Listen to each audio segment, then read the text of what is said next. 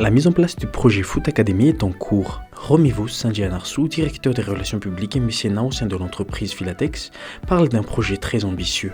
La construction des infrastructures débutera le mois de juillet 2020 et le centre sera inauguré un an plus tard. La raison de ce projet aujourd'hui, c'est une académie de foot qui permette à Madagascar d'exister sur la map du foot mondial, qui permette à Madagascar d'être exprimé dans sa modernité, dans sa volonté d'avancer et dans sa volonté d'engager la jeunesse malgache à travers le sport professionnalisé et structuré. On ne souhaite pas uniquement former des joueurs de foot, on souhaite former des joueurs de foot qui portent haut les couleurs de Madagascar, qui soient des professionnels compétitifs à une échelle footballistique mondiale. Champion de France avec l'Olympique Lyonnais, champion d'Angleterre et vainqueur de la Champions League avec le club de Chelsea, Florent Malouda, le natif de Cayenne, veut apporter son expertise dans ce projet, auquel il croit fermement.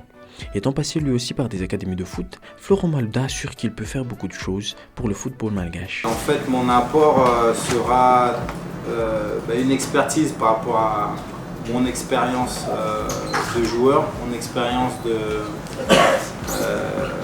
d'adolescent aussi qui est passé par des académies, donc d'adolescents originaires de Guyane aussi, donc un peu similaire à Madagascar. Le but c'est d'apporter une expertise niveau football, niveau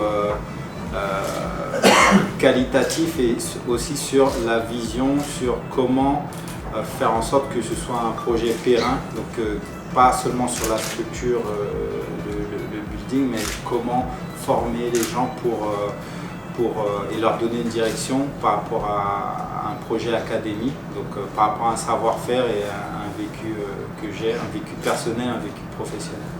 Le choix de Florent Malouda de s'engager dans un projet de cette envergure à Madagascar est mûrement réfléchi.